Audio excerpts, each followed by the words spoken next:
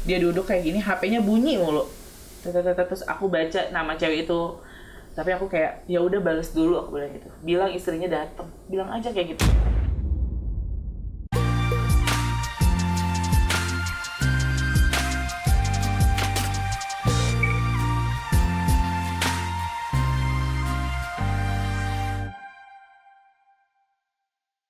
Halo, selamat datang para viewersnya channel YouTube Genpi.co. Selamat datang di ruang yang sangat istimewa, ruang miliknya Genpi.co, ruang milik saya sekarang, ruang cerita Genpi.co. Dan untuk episode pertama, spesial banget, saya kedatangan tamu yang sempat viral. Sempat memancing perhatian banyak perempuan di Indonesia, memancing emosi perempuan di Indonesia, termasuk saya dengan kisah yang dia bagi di media sosial. Dan kalau saya googling di nama kamu, itu langsung tuh keluar. Jadi si tamu saya ini namanya kalau begitu kita googling langsung beritanya rame banget, berkaitan dengan isu perselingkuhan yang dilakukan oleh suami saat itu dan sekarang udah jadi mantan suaminya, Renindita. Selamat datang Renindita di ruang cerita Genpi.co. Teman-teman Genpi.co ada mungkin pastilah ya ada yang ngikutin kisahnya Nindi. Itu Nindi waktu itu sharing kisah pelakor sekitar bulan Juli 2020, belum lama ini, dan saat itu viral banget. Karena apa? Karena kisah yang dia bagikan menurut saya ya cukup memprihatinkan. Seorang perempuan muda yang saat itu ingin menjalin kehidupan rumah tangga yang bahagia di kota orang, di perantauan, tiba-tiba harus mengalami kejadian yang menyedihkan, kemudian diperlakukan begitu menyedihkan oleh suaminya. Oke, Nindi, detailnya mungkin kamu yang bisa cerita. Waktu itu kisahnya bagaimana sih, Nindi? Kisah awal ketahuan selingkuh atau kayak gimana nih? Justru saya lebih penasarannya ketika kamu waktu masa pacaran, kamu yakin he is the one tuh kayak gimana sih gitu. Sampai mungkin nggak akan nyangka diperlakukan seperti itu. Kenalnya 2014, itu lewat aplikasi sebenarnya, aplikasi lain. Ternyata dia adalah temennya aku gitu. Dia nge-add line aku. Itu aku masih kuliah dan dia juga kuliah. Kita pacaran duluan baru ketemuan waktu itu. Terus akhirnya pacarannya lama, Balki 5 tahun, hampir 5 tahun. Sebelum akhirnya kita nikah November, itu jatuhnya kan harusnya kalau anniversary 5 tahun tuh Februarinya 2019. Tapi kita udah nikah di November 2018 kayak gitu. Kamu masih ingat anniversary-nya sama dia? Iya, kita Februarinya aja gitu. Aduh, masih mengenang ya. Iya. Oke, lanjut. Soalnya kan pacarnya lebih lama dibanding nikahnya kan. Jadi lebih berkesan pacarannya sebenarnya. Pacarannya sebenarnya nggak mulus-mulus banget karena ternyata papa mertuanya nggak suka sama aku, papa mertuaku. Katanya karena aku anak bandel. Emang waktu kuliah jujur aku bandel gitu ya, bandel-bandel. Keluar malam gitu Mbak Alki. Terus aku keluar malam itu jajan nasi goreng atau ngapain? Live musik anak muda gitu. Anak muda nonton live music di kafe gitu. Tapi ya sama dia juga. Jadi kita bandelnya barengan lah gitu. Dia bilang katanya kayaknya ini bukan anak baik-baik gitu. Tapi mantan kayak waktu itu sampai memastikan ketemu orang tuaku, ketemu ayah ibu bilang aku nggak akan mau nikah kalau nggak sama Renindita, kata dia gitu. Jadi di situ orang tuaku kayak makin percaya gitu. Wah, modus-modusan laki ya gitu. Lanjut. Jadi orang tuaku yang percaya, wah beneran nih laki-lakinya bener-bener sayang nih kayaknya sama kamu gitu. Terus sampai kayak selalu terucap Nindi tuh anaknya kan anak pertama gitu, pasti keras kepala gitu kan. Nindi tuh orangnya keras kepala, bilang sama mantan gitu, Nindi tuh orangnya keras kepala, kamu harus jaga Nindi ya gitu, apalagi kamu akan bawa anakku, kata orang tuaku gitu. Iya, aku akan jaga Nindi, bilangnya gitu. Jadi dia memberanikan diri untuk menikahi aku, minta izin tuh udah kayak wow, karena aku tahu orang tuanya nggak suka aku gitu. Jadi sampai dia bilang sama sama aku dan keluargaku kayak walaupun orang tua aku nggak restu, kita tetap harus nikah gitu. Saat itu kamu yakin dia pasti. Jadi kayak sampai wah berarti beneran, sampai orang tua aku bilang kalau emang orang tua kamu nggak mau nikahin kamu, ya udah kita nikah keluarga perempuan aja yang penting sederhana. Tapi berjalannya waktu ternyata orang tuanya ya setuju-setuju aja, akhirnya kita menikah. Dan dalam bayangan kamu saat itu sangat semuanya serba indah gitu ya. Iya, kayak nggak mungkin dia akan ninggalin aku, karena waktu mau nikah aja perjuangannya tuh wah banget gitu.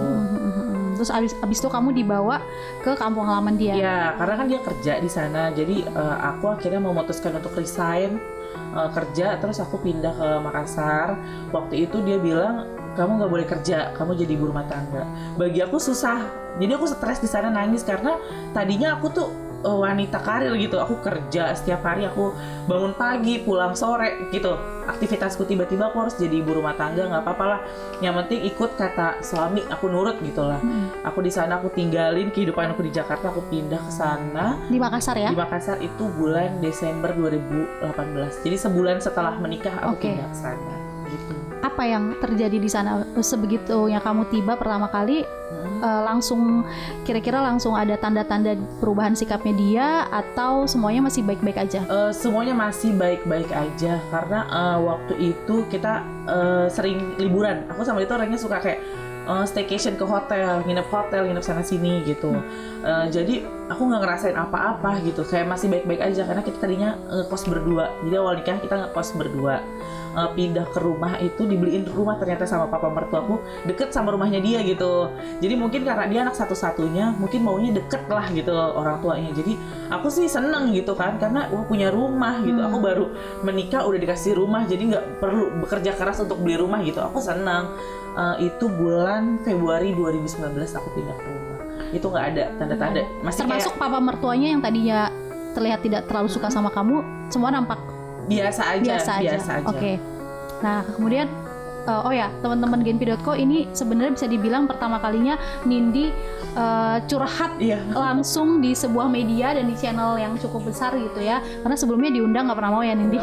Karena apa? Karena kemarin masih galau, masih jatuh banget. Undangnya bulan Juli aku tolak semua. Oke. Nah, sekarang semoga maksudnya kisahnya Nindi bisa kita petik pelajarannya. Nah, Nindi, setelah momen-momen honeymoon yang sangat membahagiakan gitu, kapan tepatnya dia mulai memperlihatkan gelagat yang aneh? April 2020, waktu corona. Awal-awal corona, Maret akhir ke April itu udah aku ngerasa kayak aneh gitu. Baru banget tahun ini ya. Iya. Oke. Baru banget aku ngerasa dia kayak aneh karena dia selalu pulang telat. Alasannya karena corona, karena bengkel lagi hancur banget kerjaannya karena corona. Terus aku kayak ya udah, aku ngerti gitu ya, emang karena kan corona berpengaruh sama semua, jadi aku nggak ada curiga atau apa. Cuma dia selalu pulang telat. Jadi kalau siang ini biasanya sebelum kejadian ini, kalau siang tuh makan siang pasti pulang karena aku selalu masak gitu kan. Aku masak, aku telepon, aku masak ya, kamu pulang. Oke. Tapi setelah kejadian ini dia selalu telepon, kamu gak usah masak, aku bawain kamu pulang makan, dia bilang gitu. Jadi aku nggak pernah masak, aku nggak berpikir apa-apa, aku cuma kayak wah baik banget suami aku gitu kan, aku nggak boleh masak. Kita malah kayak seneng gitu ya, takut kitanya kecapean. Gitu Kita pikir aja. dia perhatiannya kayak gitu, ternyata dia makan di tempat lain. Sebelum suami kamu ketahuan kayak gitu, ada nggak sih kayak pertengkaran yang hebat yang terjadi sama kalian? Nggak ada. Semua setiap hari manis-manis aja. Manis-manis aja. Dan dia tuh kalau chat tuh selalu mengucap kata sayang. Kayak sayang lagi ngapain? Sayang aku di rumah. Sayang aku mandi dulu ya. Sayang kamu jangan lupa makan. Oke. Selalu. Jadi ya, teman-teman Genpi.co, ini aku kasih bocoran.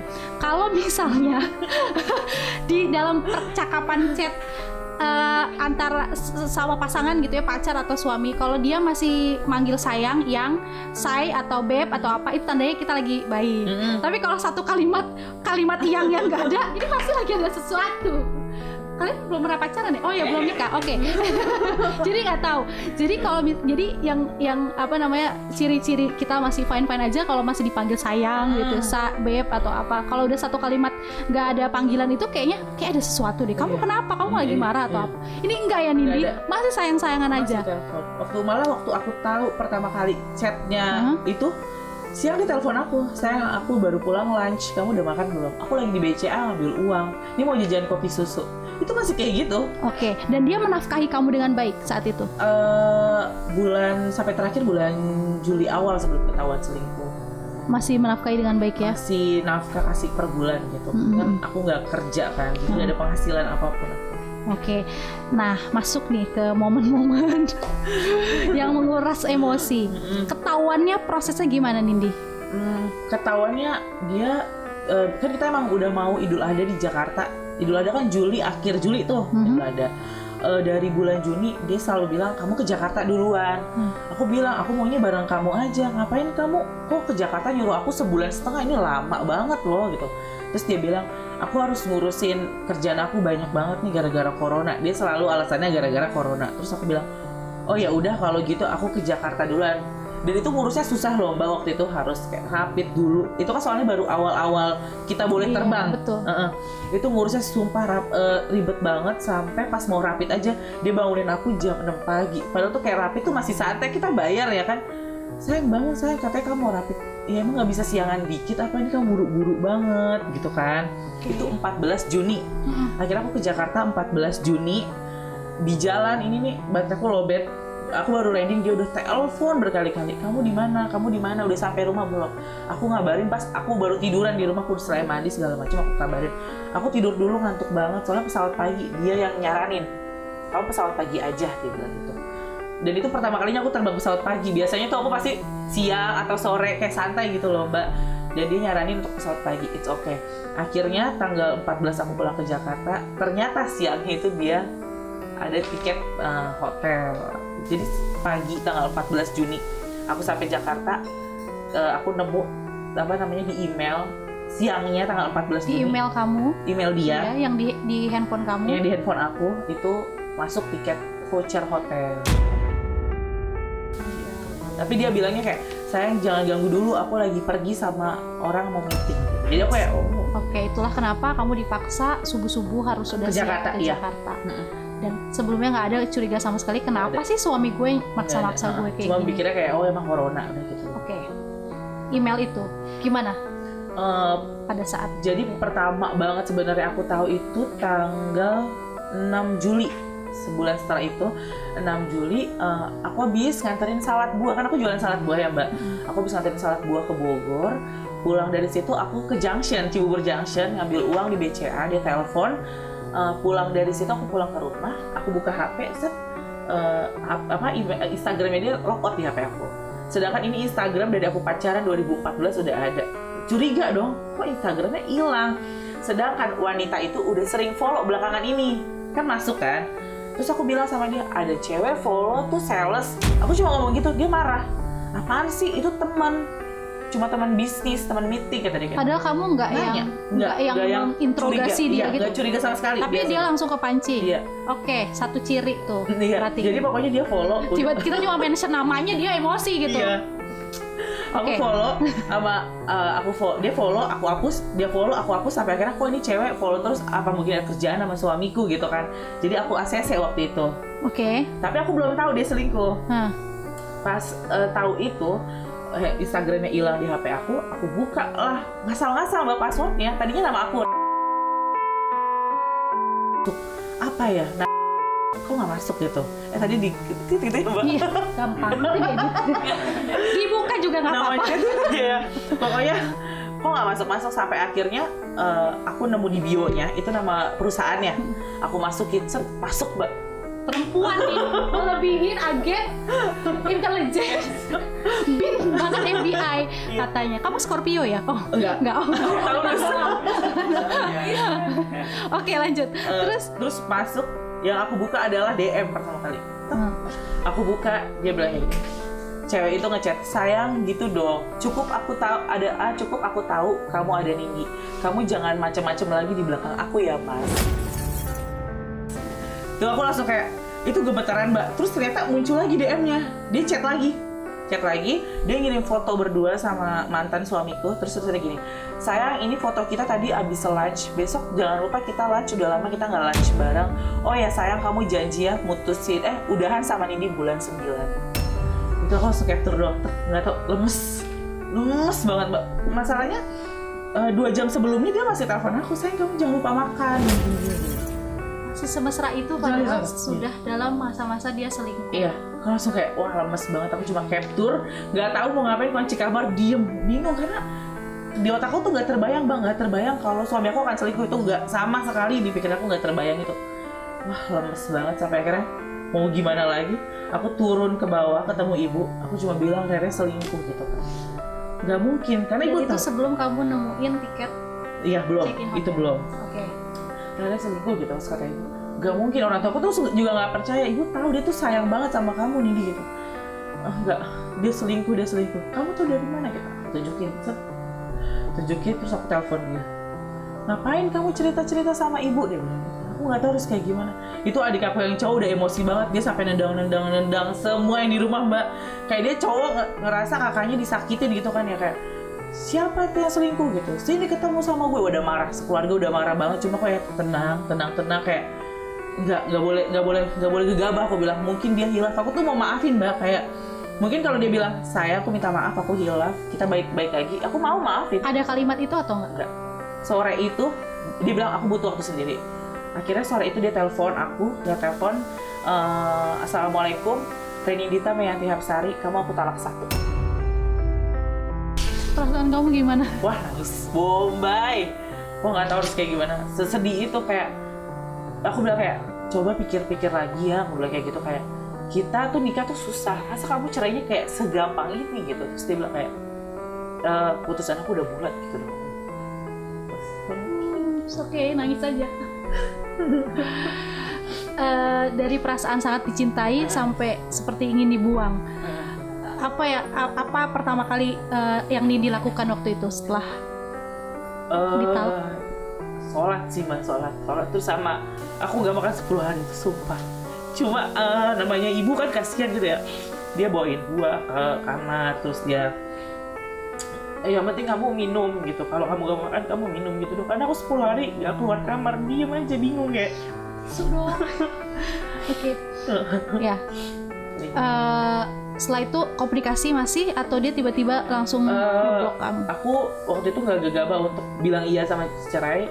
Untungnya aku punya emailnya dia. Jadi semua transaksi dia masuk, dan alhamdulillahnya kartu kredit aku sama dia itu satu kartu kredit, satu nomor. Jadi aku bisa cek semua transaksi yang masuk. Jadi selama sebelum aku share semua di sosial media, aku tuh masih baik sama dia, tapi aku ngumpulin bukti gitu loh, Mbak. Aku tetap ngucapin sayang, selamat pagi, kamu jangan lupa sarapan, sayang kamu jangan kecapean. Masih ditanggepin? Dia cuma balas kayak iya nih gitu. Padahal aku udah nggak ada sayang lagi udah ya? Gak ada. Tuh, udah berubah. Udah iya nih gitu doang, sampai aku selalu lihat, karena kan temenan sama aku, dia update sama cewek itu makan siang bareng, tapi aku pura-pura nggak tahu. Bilang, sayang kamu udah makan siang, aku tahu pasti dia yang bayarin gitu kan. Aku bilang, sayang jangan boros-boros, kamu nabung. Oke, long short story, kamu ketemu bukti check-in itu? Semua bukti aku ketemu. Terus dia bilang kayak, ya udah, lo kan udah tahu semua, kan gue minta cerai, udahlah nih, selalu kayak gitu. Dan memang sudah sejauh itu Aku nemu 3 bukti hotel, terus transaksi dia naik Grab dari hotel ke kantornya, dari kantornya ke hotel, dari rumah aku ke hotel, dan sebalik-baliknya aku udah nemu semua transaksi kartu kredit. Dia beliin hadiah, dia makan di sini, makan di situ. Dalam momen itu aku penasaran sih sebenarnya, gini. Pertama, kamu merasa saat itu apa sih kesalahan terbesar yang kamu lakukan? Mungkin kadang kita kan ketika ada kejadian kayak gitu kita bertanya-tanya, gue salah apa sih? Saat itu apa yang Nindi pikirin? Mungkin aku ngerasa kayak, apa gue nggak jaga diri gitu loh. Dalam hal kecantikan gitu. Merawat diri maksudnya. Tapi aku berpikir lagi, duit dari dia aja nggak banyak gitu loh, Mbak. Dan aku nggak kerja. Aku bisa aja perawatan segala macam, nanti duit suami aku habis gimana? Aku mikir kayak gitu. Jadi aku ke salon tuh jarang, jujur. Aku pas sama dia ke salon tuh jarang. Jadi kayak kita langsung self esteem kita langsung drop, nyalain diri sendiri. Apa karena gue nggak cantik? Gue nggak ngerawat diri ya? Konflik di dalam diri kita. Iya, maksud aku kayak bisa aja aku perawatan, cuma ntar duit suami aku habis. Aku mikirnya kayak gitu terus. Padahal ya semua cewek butuh dan mau ke salon lah sebulan sekali minimal, tapi aku enggak waktu itu. Terus apalagi ya, aku mikir mungkin karena aku nggak akur sama keluarganya mungkin. Dan selain kamu nyalahin diri sendiri, ketika kamu tahu bahwa suami kamu direbut sama perempuan lain, saat itu yang paling kamu blaming tuh suami kamu atau si ceweknya? Dua-duanya. Jadi pas setelah kejadian itu, ketahuan 6 Juli, aku mutusin buat ke Makassar. Seminggu setelah itu, aku mutusin buat mempertahankan rumah tangga. dilarang sama orang tua aku, kayak ya udah orang dianya juga udah nggak bisa Bu, aku harus ketemu langsung, mungkin dengan ketemu langsung beda, aku bilang kayak gitu. Kamu sendiri? Iya sendiri. Aku kesana dan dia nggak bolehin aku tinggal di rumah, jadi aku tinggal di hotel. Itu salah satu yang paling menyakitkan atau apa, bagian mana yang menurut kamu paling? Itu belum menyakitkan. Oke. Akhirnya aku tidur lagi. Aku tidur di hotel satu malam, itu dia yang jemput sama supirnya. Dia jemput, dia nggak menawarkan kayak kamu tidur rumah aja, enggak. Dia nanya kamu tidur mana, aku bilang aku tidur hotel. Itu tiket pesawat aku yang beli, hotel aku yang beli. Dia nganterin sampai hotel, nurunin koper dia yang nurunin sampai lobi doang. Habis itu aku balik ke kamar, dia pulang ke rumah. Jadi dari orang yang hidup bersama tiba-tiba dia seperti nampak seperti orang asing. Iya, sampai akhirnya besoknya aku inisiatif mau ke rumah. Dia kerja, aku ke rumah, terus depan rumahnya itu adalah rumah neneknya. Aku rumah neneknya. Aku bilang sama neneknya, mungkin Yangti tahu apa yang terjadi sama aku. Aku cuma mau ke rumah aku, Yangti, aku bilang gitu. Mau perpisahan karena Mas Raya udah bener-bener nggak mau gitu. Ya kamu ke rumah aja, itu kan masih rumah kamu gitu. Terus Raya bilang ya, terus aku telepon dia, aku mau ke rumah. Terus kata dia, ya udah ke rumah aja, biar bagaimanapun ratunya masih kamu. Dia ngomong gitu. Masih. Terus aku bilang, oh ya udah, aku ke rumah. Foto nikah, foto prawedding semua udah diturunin sama dia, udah dibalik gitu. Udah ditidurin, yang di kamar semua juga udah dibalik. Cincin nikah ada di meja rias aku. Wah, dia udah nggak pakai cincin nikah gitu. Oh ya udah, nggak apa-apa. Kayak aku di situ kayak belum bisa nerima gitu kan. Tadinya ini rumah aku gitu. Jadi aku tempelin lagi foto-foto prawedding, foto-foto nikah aku tempelin lagi. Terus di situ bener-bener akhirnya dia bilang, gue pulang ke rumah, dia bilang gitu. Tunggu, dia pulang ke rumah. Dia duduk di meja makan. Itu untuk pertama kalinya aku ketemu lagi sama dia setelah kita LDR karena dia nyuruh ke Jakarta kan. Dia duduk kayak gini, HP-nya bunyi mulu. Terus aku baca nama cewek itu. Tapi aku kayak ya udah balas dulu, aku bilang gitu. Bilang istrinya datang. Bilang aja kayak gitu sama pacar. Nindi, kamu punya hati yang sangat besar sekali. Kayak nggak yang ambil banting gitu, enggak, dia angkat dulu. Iya, karena tuh cewek bener-bener kayak chat mulu gitu. Terus aku bilang sama dia, ya udah balas dulu tuh, bilang aja istri kamu datang. Apaan sih, bukan, dia selalu ngomong kayak gitu. Terus aku tanya, kamu beneran mau udahan? Iya, dia. Aku tanya, kenapa? Aku nggak suka kalau kita berantem kamu marah-marah. Alasan klise banget. Kamu suka marah-marah? Ya, setiap orang berantem pasti marah-marah ya Mbak. Aku bilang semua orang berantem pasti marah-marah. Aku bilang kayak gitu. Terus aku bilang, kasih tahu salah aku di mana. Kasih tahu Nindi, lo kurang ini, lo kurang itu. Gue mau lo gini, lo mau gue gitu. Lo kan nggak kasih tahu apa-apa. Gue nggak tahu salah gue di mana. Tiba-tiba kamu selingkuh gitu kan. Terus dia bilang, enggak, emang udah nggak bisa. Terus aku bilang, kamu pilih dia. Aku nggak pilih dia. Dia bilangnya gitu waktu itu. Aku nggak pilih siapa-siapa nih. Jangan bohong, aku bilang kayak gitu. Bener. Terus dia udah ya mau pulang dulu, dia bilang gitu. Mau balik ke bengkel maksudnya. Tapi ternyata dia ngundang semua karyawannya untuk jagain aku di rumah.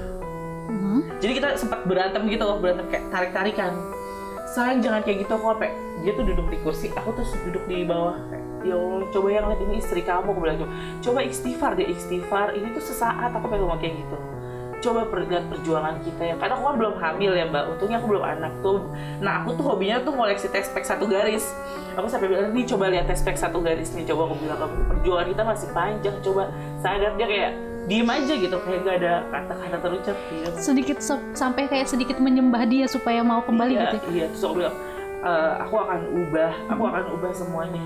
Aku minta maaf kalau aku jadi istri sama ini gak baik gitu kan.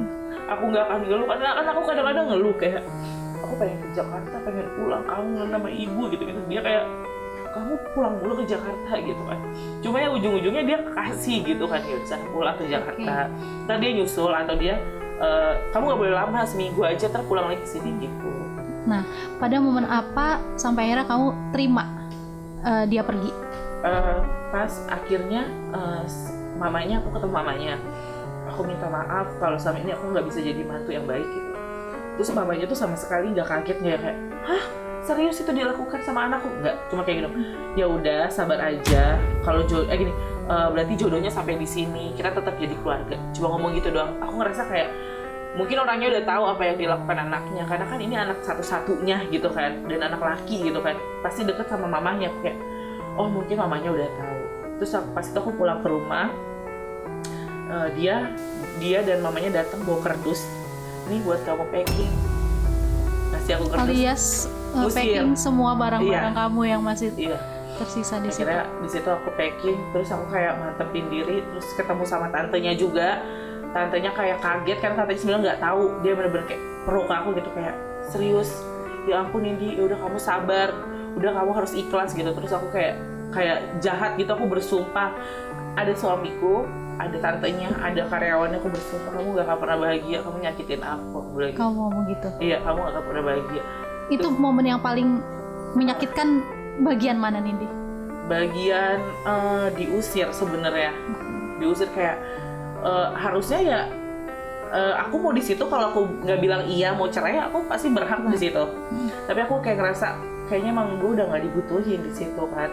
Jadi di situ aku berpikir apa aku share aja sekarang. Nah, itulah pertanyaan aku. Iya. Apa yang ngebuat kamu bulat untuk mau membagi kisah yang sebenarnya sangat personal itu di media sosial? Karena ketika kita share sesuatu ke media sosial, pasti respon itu kan beragam ya. Entah kamu akan dihujat atau didukung, we never know gitu. Bisa aja nanti ujungnya kamu akan, ya tau lah ya, mulut netizen gitu ya. Komentar netizen. Apa yang membuat Nindi tuh oke, gue harus sharing ini, kisah menyedihkan ini ke media sosial? Satu, karena dia nggak ngomong baik-baik sama orang tua aku, kayak sorry ibu ayah, aku balikin Nindi karena aku udah cukup sampai di sini jadi suaminya. Terus atau keluarganya minta maaf sama keluargaku, nggak sama sekali. Aku ngerasa di situ kayak aku yang hancur, aku nggak terima. Kamu juga hancur. Aku bilang sama dia, aku akan share, aku tuh izin Mbak, aku akan share. Aku udah buat ini tulisan dari seminggu yang lalu, pas aku tahu pertama kali kamu selingkuh.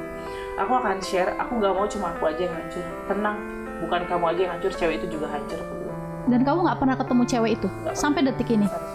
Dia sangat takut aku nemuin itu cewek. Aku bilang, ada pernah komunikasi nggak by WhatsApp or telepon? Nggak pernah.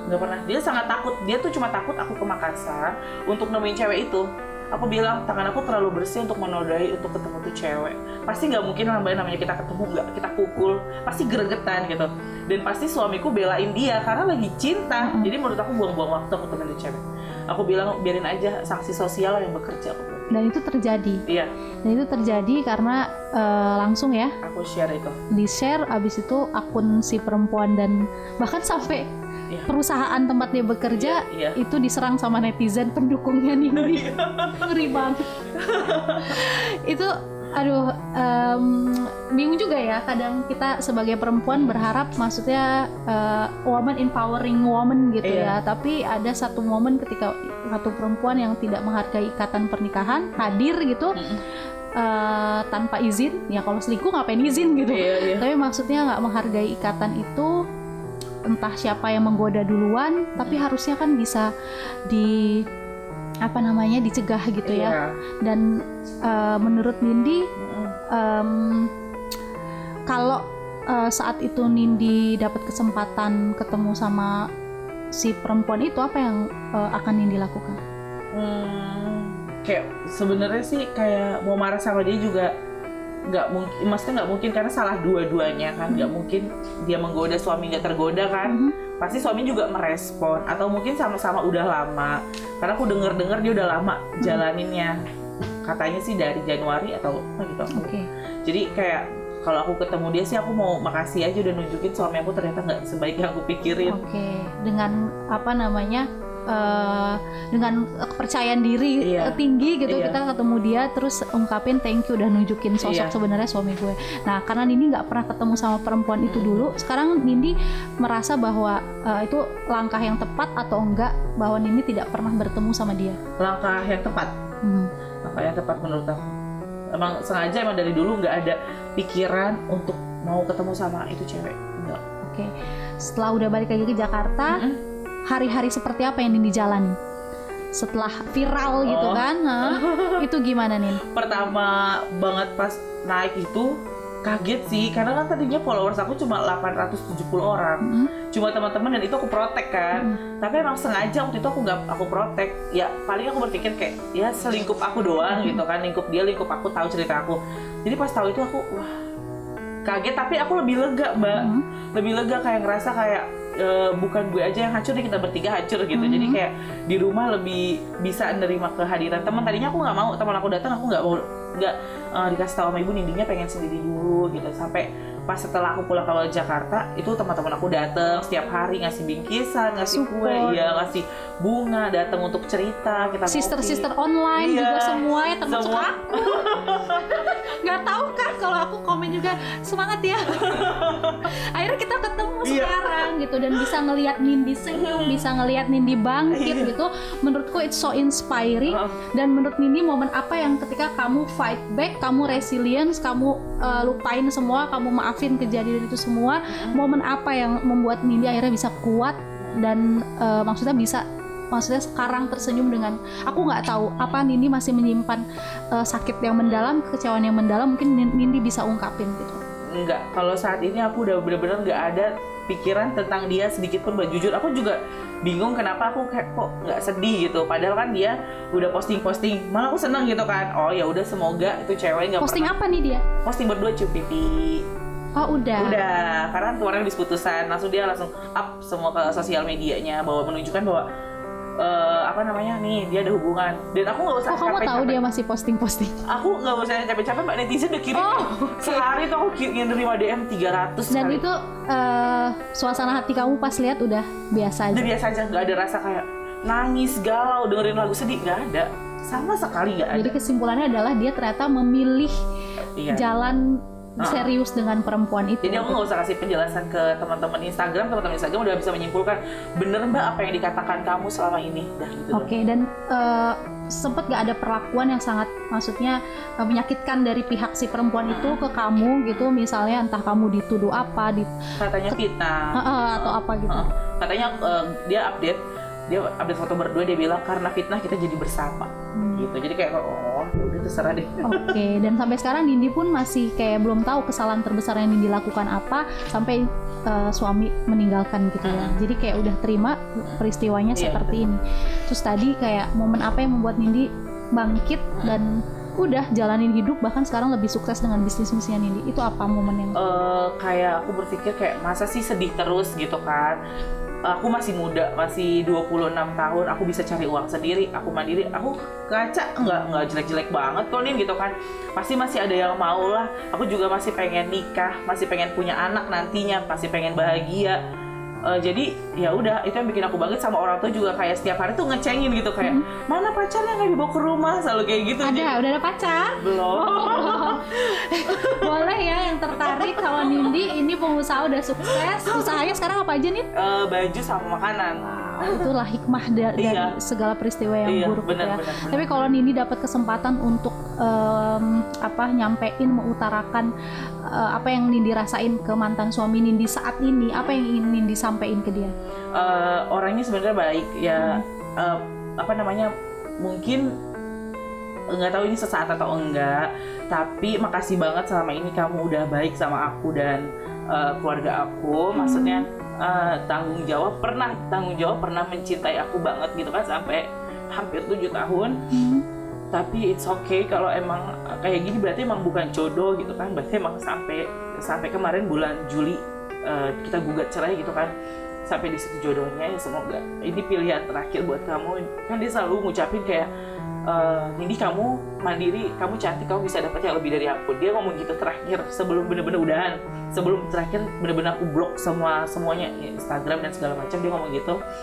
Ya semoga omongan dia kan itu adalah omongan baik ya, doa baik. Semoga beneran diijabah sama Allah gitu aja. Kalau untuk perempuan itu, kalau dapat kesempatan ngutarain perasaan kamu, apa yang kamu akan bilang? Kita sama-sama perempuan, Mbak. Cukup satu kali kamu nyakitin hati perempuan sampai kayak gini, aku jangan sampai terulang lagi. Yang penting kalau sampai emang berujung ke pelaminan sama mantan suamiku ya langgeng. Semoga keturunannya nggak pernah merasakan apa yang aku rasain. Oke.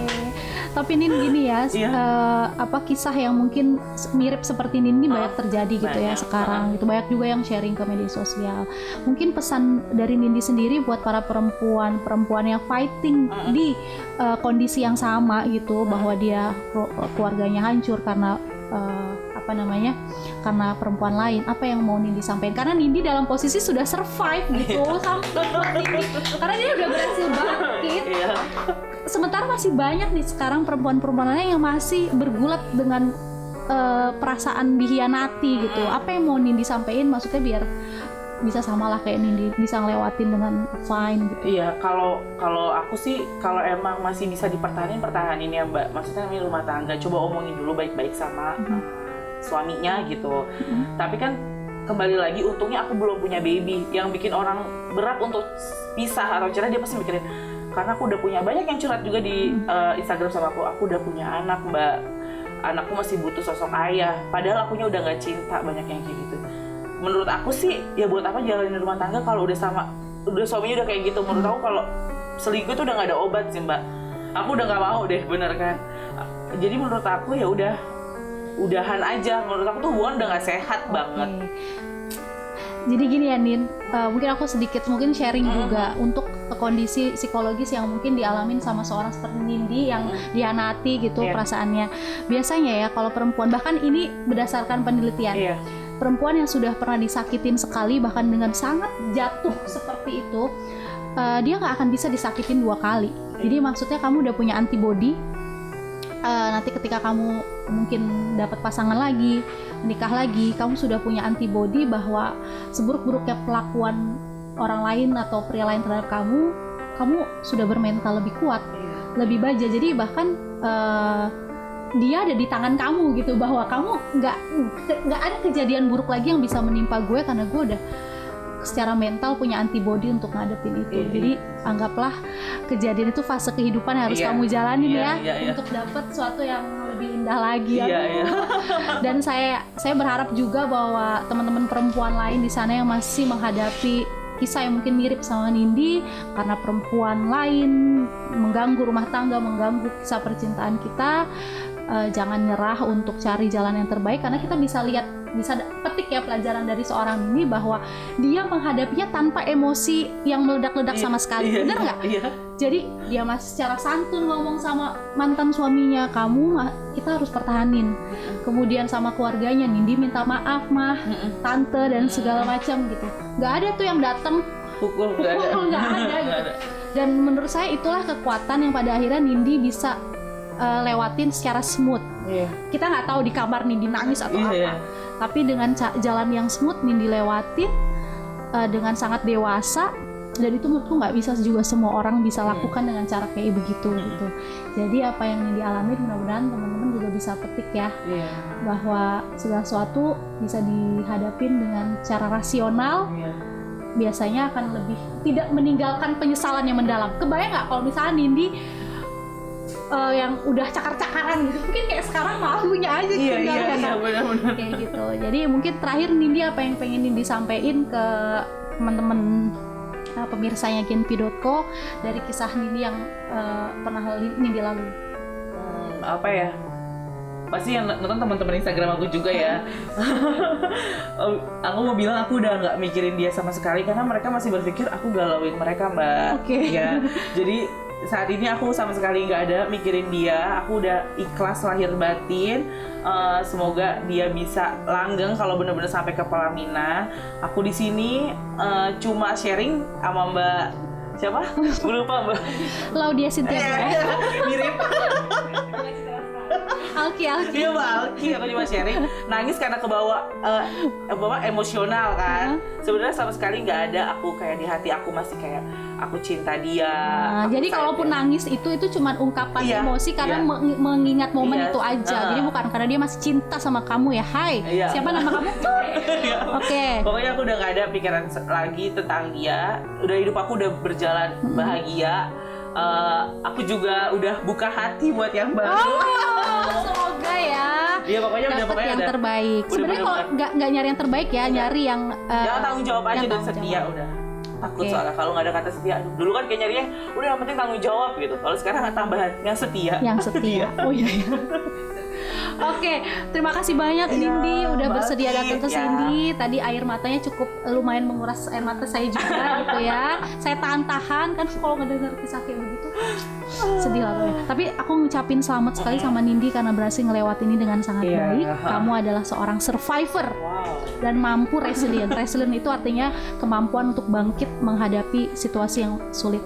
Dan itu yang harus dipelajari semua manusia di hidup ini. Resilience, kemampuan bangkit dalam dari kondisi yang sangat sulit. Terima kasih teman-teman Genpi.co udah mendengarkan dan menyaksikan kisah seorang Nindi. Support terus bisnisnya Nindi ya, dan jangan lupa subscribe juga channel channel Genpi.co Ruang Cerita, karena kita akan kembali hadir dengan kisah-kisah inspiratif lain yang menggugah hati.